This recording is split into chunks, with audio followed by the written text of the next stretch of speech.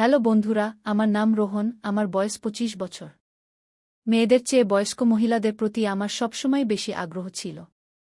তাদের স্থির ভঙ্গি, সুন্দর শরীর এবং গভীর কথোপকথন আমাকে অন্য এক জগতে নিয়ে যায়। যখনই আমি তাদের কাছে থাকি, এক অদ্ভুত শান্তি এবং আনন্দ অনুভব করি। স্কুলের পড়াশোনা শেষ হয়ে গিয়েছিল এবং এখন আমি কলেজে ভর্তি হতে যাচ্ছিলাম। আমি একটি ভালো কলেজে ভর্তি হয়েছিলাম, কিন্তু আসলে সমস্যা ছিল যে কলেজটি শহরে আর আমার বাড়ি গ্রামে। প্রতিদিন যাতায়াত করা খুব কঠিন ছিল, তাই আমাকে শহরে থাকার জন্য একটি ভাড়া বাড়ি খুঁজতে হয়েছিল। আমি অনেক জায়গা দেখলাম, কিন্তু হয় ভাড়া অনেক বেশি ছিল কিংবা পরিবেশ ঠিক ছিল না। তারপর একদিন আমি এমন একটি বাড়ি পেলাম যা ঠিক ছিল এবং আমার বাজেটের মধ্যেও। কিন্তু আসলে আশ্চর্য হলাম যখন আমি সেই বাড়ির মালকিনকে দেখলাম। কেউ আমাকে বলেছিল যে একজন কাকা রয়েছে, তার কাছে ২-৩টি ঘর খালি আছে। তারপর কি, আমি সরাসরি কাকার বাড়িতে গেলাম এবং দরজায় টোকা দিলাম। তিনি দরজা খুললেন, আমি তাকে দেখেই তো হয়ে গেলাম। সামনে একজন ৫০ বছরের মহিলা দাঁড়িয়েছিলেন, গোঁড়ারং, তীক্ষ্ণ চোখ, মনে হচ্ছিল তিনি এখনও ৩০ বছরের। তিনি এমন ছিলেন যে কোনো পুরুষই তার উপর মুগ্ধ হয়ে যাবে। আমার আগে থেকেই এমন মহিলাদের পছন্দ ছিল। তার শরীরের প্রতিটি অংশ, তার প্রতিটি নড়াচড়ায় আমাকে তার দিকে টানছিল। আমি তার দিকে এমনভাবে তাকিয়েছিলাম যেন একজন তৃষ্ণার্ত জল দেখছে। তার প্রতিটি ভঙ্গিতে এক অদ্ভুত নেশা ছিল যা আমাকে মাতাল করে তুলছিল। ঠিক তখন তিনি আমাকে জিজ্ঞেস করলেন, বলুন, কি কাজ? তার কণ্ঠে এক অদ্ভুত মধুরতা ছিল যা আমার কানে বাজছিল। আমি একটু সংকোচের সাথে বললাম, জি জি কাকা, কেউ আমাকে বলেছিল যে আপনার কাছে একটি ঘর খালি আছে। আসলে আমি পাশের কলেজে ভর্তি হয়েছি এবং আপনার ঘরটি ভাড়া নিতে চাই। তিনি হেসে বললেন, হ্যাঁ হ্যাঁ, ঘর খালি আছে, আপনি নিতে পারেন। তারপর তিনি আমাকে ভিতরে আসতে বললেন এবং তিনি এগিয়ে চললেন।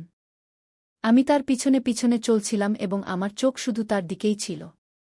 তার হাঁটার ভঙ্গি, তার শরীরের লয়, সবকিছু আমাকে তার দিকে টানছিল। আমার ভিতরে এক অদ্ভুত আগুন জ্বলতে শুরু করেছিল। তার বাড়ির ভিতরের গন্ধ আলাদা ছিল, এক অদ্ভুত সুগন্ধ যা আমার ভিতরের অস্থিরতাকে আরও বাড়িয়ে দিচ্ছিল। তিনি আমাকে ঘরটি দেখালেন যা পরিষ্কার পরিচ্ছন্ন এবং বাতাস চলাচল করা ছিল। কিন্তু আমার চোখ ঘরের চেয়ে তার দিকেই বেশি ছিল। তার প্রতিটি নড়াচড়া, প্রতিটি ইশারা আমাকে তার দিকে টানছিল। আমি তার কাছে থাকতে চেয়েছিলাম। তারপর আমি তাকে ঘরের ভাড়া জিজ্ঞেস করলাম। তিনি যে ভাড়া বললেন তা একটু বেশি ছিল, কিন্তু আমার কোনো পরোয়া ছিল না। আমি যে কোনো মূল্যে এই ঘরটি নিতে চেয়েছিলাম। আমি তাকে বললাম, আমার এই ঘরটি পছন্দ হয়েছে, আমি এটি ভাড়া নিতে চাই। তিনি হেসে বললেন, ঠিক আছে, আপনি কাল থেকে আসতে পারেন। আমি হ্যাঁ বলে মাথা নাড়ালাম এবং মনে মনে খুব খুশি হলাম। পরের সকালে আমি আমার জিনিসপত্র নিয়ে প্রস্তুত ছিলাম। একটি পুরানো ব্যাগ, যাতে আমার কিছু কাপড়, বই এবং সেই অস্থিরতা যা গতকাল থেকে আমার মনে গেঁথে গিয়েছে। কাকা, তার মুখ, তার হাসি এবং সেই ভঙ্গি আমার মনে বারবার ভেসে উঠছিল। মা আমাকে বিদায় দিতে গিয়ে বললেন, রোহন, শহরে সাবধানে থাকো, কোনো সমস্যা হলে ফোন করো। আমি হালকাভাবে মাথা নাড়ালাম, কিন্তু আমার মন ছিল অন্য কোথাও, সেই বাড়িতে, সেই মহিলার কাছে, যে আমার মনে এক অদ্ভুত আগুন জ্বালিয়ে দিয়েছিল।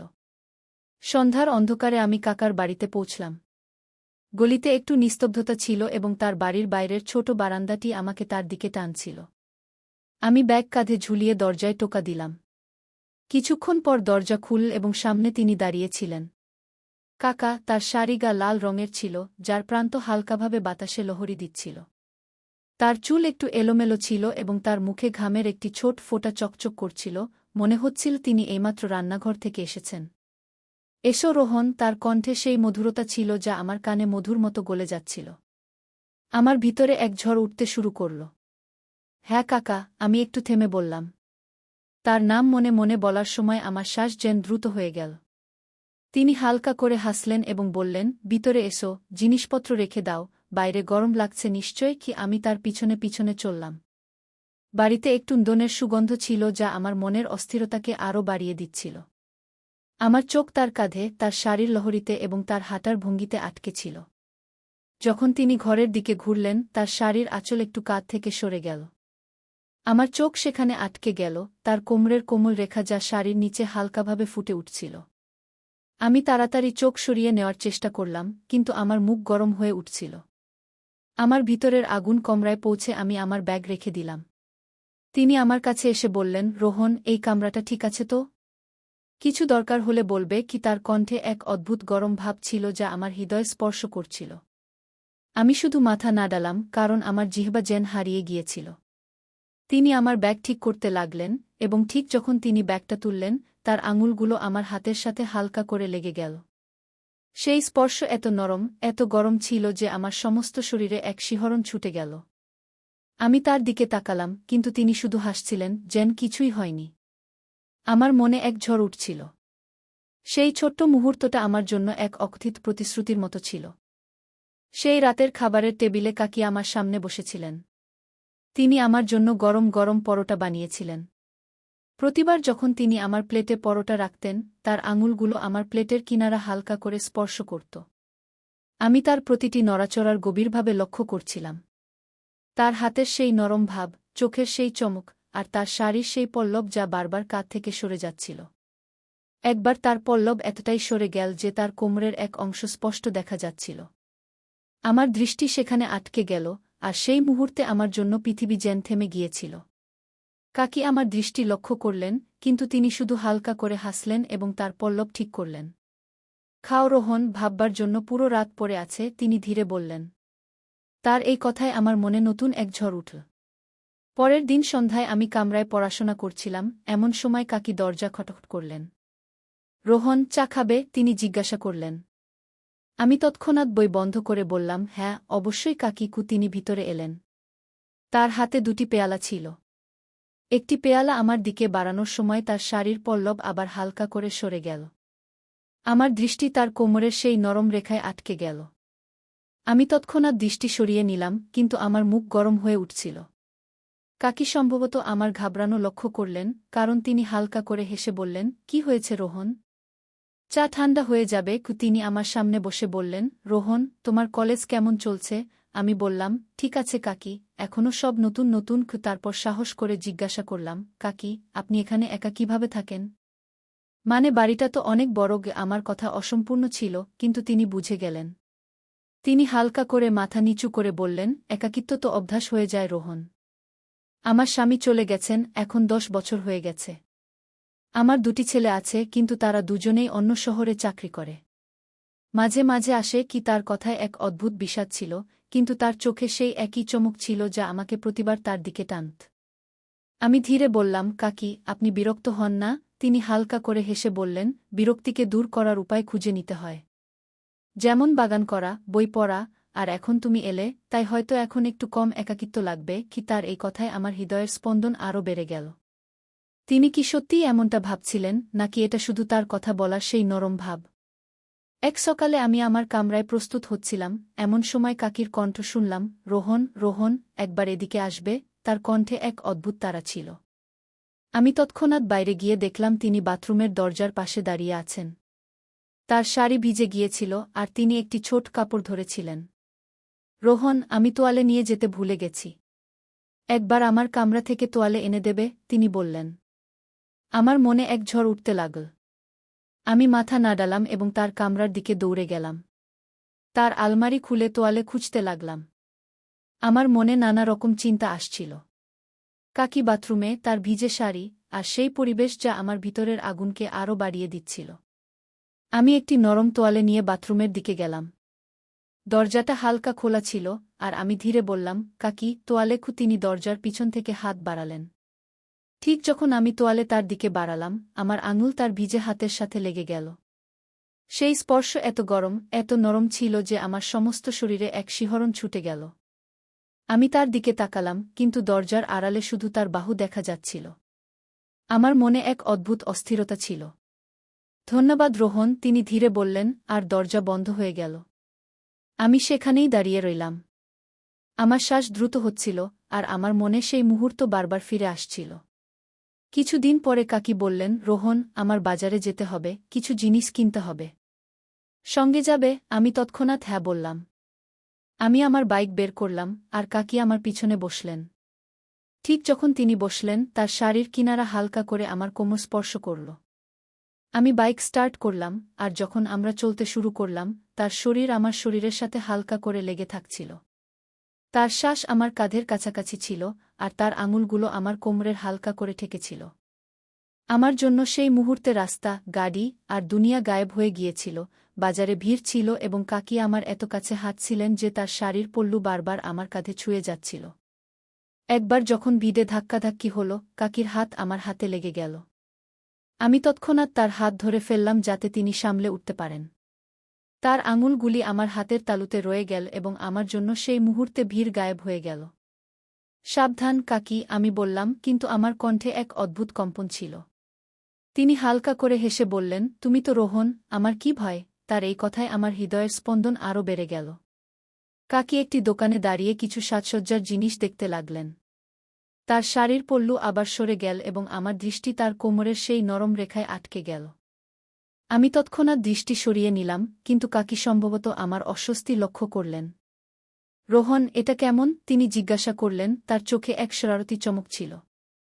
আমি হালকা করে হেসে বললাম, আপনি যা বেছে নেবেন তা সুন্দরই হবে। কাকিকু তিনি হেসে বললেন, তুমিও কিছু বেছে নাও, বাড়ি তো তোমারও। কি তার এই কথায় আমার মনে এক নতুন উষ্ণতা ভরে গেল। বাজারের সেই হাঁটায় আমার মনে এক নতুন ঝড় তুলে দিয়েছিল। কাকির আমার পিছনে বাইকে বসা, তার শরীর আমার শরীরে হালকা করে লাগা এবং তার নিঃশ্বাসের সেই উষ্ণতা, সবকিছু আমার মনে বারবার ফিরে আসছিল। তোয়ালের ঘটনা তো আমার মনে আগুনকে আরও দাবানলে পরিণত করেছিল। তার ভেজা আঙুলের সেই স্পর্শ, সেই অর্ধখোলা দরজা এবং তার কণ্ঠের সেই মধুরতা, আমি রাত জেগে সেই মুহূর্তগুলোর কথা ভাবতাম। আমার জন্য কাকি এখন শুধু গৃহকর্ত্রী ছিলেন না, তিনি এক রহস্য ছিলেন যিনি আমার হৃদয়কে প্রতিটি মুহূর্তে অস্থির করে তুলছিলেন। এক সন্ধ্যায় আমি আমার ঘরে বই নিয়ে বসেছিলাম, কিন্তু আমার মন পড়ায় ছিল না। আমার চোখ বারবার জানালার দিকে যাচ্ছিল, যেখান থেকে কাকির বারান্দার হালকা আলো দেখা যাচ্ছিল। ঠিক তখনই কাকি দরজা খটখট করলেন। রোহন, কি করছ? তার কণ্ঠে সেই ঝঙ্কার ছিল যা আমার কানে মধুর মতো গলে যেত। আমি তৎক্ষণাৎ বই সরিয়ে বললাম, শুধু পড়ছি কাকি। আপনি ভিতরে আসুন। তিনি ভিতরে এলেন, তার হাতে একটি ছোট ট্রে ছিল যাতে 2টি কাপ চা এবং কিছু বিস্কুট ছিল। কাকি ট্রে আমার সামনে রেখে বললেন, রোহন, এতক্ষণ পড়ছ, একটু মস্তিষ্ককে বিশ্রাম দাও, এই চা খাও। ও আমি চায়ের কাপ তুলে নিলাম এবং যেই আমি তা নিলাম, আমার আঙুলগুলি তার হাতে হালকা করে ছুঁয়ে গেল। সেই স্পর্শ এত নরম, এত উষ্ণ ছিল যে আমার সমস্ত শরীরে এক শিহরণ ছুটে গেল। আমি তার দিকে তাকালাম, কিন্তু তিনি শুধু হাসছিলেন, যেন কিছুই হয়নি। তিনি আমার সামনে বসে গেলেন এবং তার শাড়ির পল্লু আবার হালকা করে সরে গেল। আমার দৃষ্টি সেখানে আটকে গেল এবং আমার জন্য সেই মুহূর্তে পৃথিবী যেন থেমে গেল। কি হল রোহন? চা ঠান্ডা হয়ে যাবে, তিনি ধীরে বললেন, তার চোখে এক শরারতি চমক ছিল। আমি তড়িঘড়ি কাপটি ঠোঁটে নিয়ে গেলাম, কিন্তু আমার শ্বাস দ্রুত ছিল। চা খেতে খেতে আমি সাহস করে জিজ্ঞাসা করলাম, কাকি, আপনি এত বছর ধরে একা আছেন, কখনো মনে হয়নি যে এখন কারও প্রয়োজন আছে? তিনি কাপটি টেবিলে রেখে হালকা করে মাথা নিচু করলেন, তারপর এক গভীর শ্বাস নিয়ে বললেন, জানো রোহন, মানুষের কিছু প্রয়োজন হয়, এমন প্রয়োজন যা শুধু একজন পুরুষই পূরণ করতে পারে। কি? তার এই কথায় আমার মনে এক ঝড় উঠল। আমি তার দিকে তাকালাম এবং তার চোখ আমার চোখের সাথে মিলে গেল। এক মুহূর্তের জন্য আমার মনে হল তিনি আমার মনের কথা পড়ছেন। আমার মাথায় এক প্রশ্ন ঘুরছিল, কাকি কি আমার প্রতি আকৃষ্ট? তিনি কি আমাকে কিছু বলতে চাইছেন? আমার হৃদস্পন্দন বেড়ে গেল এবং আমার শ্বাস যেন আটকে গেল। কাকি, আপনি? আমি কিছু বলার চেষ্টা করলাম, কিন্তু আমার জিভ জড়িয়ে গেল। তিনি হালকা করে হেসে বললেন, এত ঘাবড়ানোর কি আছে রোহন? আমি শুধু আমার মনের কথা বলছিলাম। তোমার মতো যুবকের হয়তো এসব বোঝা কঠিন, কিন্তু জীবনে কিছু শূন্যতা এমন হয় যা ভারী হয়ে দাঁড়ায়। কি? তার এই কথায় আমার মনে আরও অস্থিরতা ভরে গেল। আমি ভাবতে লাগলাম, তিনি সত্যিই কি আমার প্রতি আকৃষ্ট, নাকি এ শুধু তার একাকিত্বের কথা? আমার দৃষ্টি তার দিকে আটকে ছিল, তার মুখের সেই নরম হাসি, তার শাড়ির সেই পল্লু যা এখনও হালকা করে সরে যাচ্ছিল এবং তার চোখের সেই চমক যা আমার ভিতরের আগুনকে আরও দাবানলে পরিণত করছিল। তিনি উঠে দাঁড়ালেন এবং বললেন, রোহন, এখন তুমি পড়ো, আমি রান্নাঘরে কিছু কাজ সেরে নিই। যেই তিনি যেতে লাগলেন, তার শাড়ির প্রান্ত আমার কাঁধে হালকা করে ছুঁয়ে গেল। আমি সেখানেই থেমে গেলাম, আমার শ্বাস দ্রুত ছিল এবং আমার মনে সেই মুহূর্ত বারবার ফিরে আসছিল। কাকির সেই কথা, তার প্রয়োজন, তার একাকিত্ব, সবকিছু আমার মনে গুঞ্জরিত হচ্ছিল। আমাকে ডাকলেন, কাকি, রোহন, একটু রান্নাঘরে আসো, কিছু সাহায্য চাই। আমি তৎক্ষণাৎ তার কাছে গেলাম। রান্নাঘরটি ছোট ছিল, আর তিনি একটি উঁচু আলমারি থেকে মশলার ডিব্বা বের করার চেষ্টা করছিলেন। তার শাড়ির পল্লব একটু সরে গিয়েছিল, আর আমার চোখ আটকে গেল তার কোমরের সেই কোমল রেখায়। আমি তাড়াতাড়ি দৃষ্টি সরিয়ে নেওয়ার চেষ্টা করলাম। রোহন, এই ডিব্বাটা বের করে দাও, তিনি বললেন। আমি তার কাছে গেলাম, আর ঠিক যখন ডিব্বা বের করার জন্য হাত বাড়ালাম, আমার কাঁধ তার কাঁধের সাথে হালকা করে লেগে গেল। তার নিঃশ্বাস আমার মুখের এত কাছে ছিল যে আমার হৃদস্পন্দন বেড়ে গেল। আমি ডিব্বাটা বের করে তার দিকে বাড়িয়ে দিলাম। যখন তিনি ডিব্বাটা নিলেন, তার আঙুলগুলো আমার হাতকে স্পর্শ করল। সেই স্পর্শ এত গরম, এত কোমল ছিল যে আমার সমস্ত শরীরে এক শিহরণ ছড়িয়ে গেল। ধন্যবাদ, রোহন, তিনি মৃদুভাবে বললেন, আর তার চোখে ছিল এক অদ্ভুত দীপ্তি। আমি হালকা করে মাথা নাড়ালাম, কিন্তু আমার দৃষ্টি তার দিকেই আটকে ছিল। তার মুখের উপর ঘামের সেই ছোট্ট ফোঁটা, তার শাড়ির সেই পল্লব যা এখনও একটু সরে যাচ্ছিল, আর তার নিঃশ্বাসের সেই উষ্ণতা যা আমাকে তার দিকে টানছিল।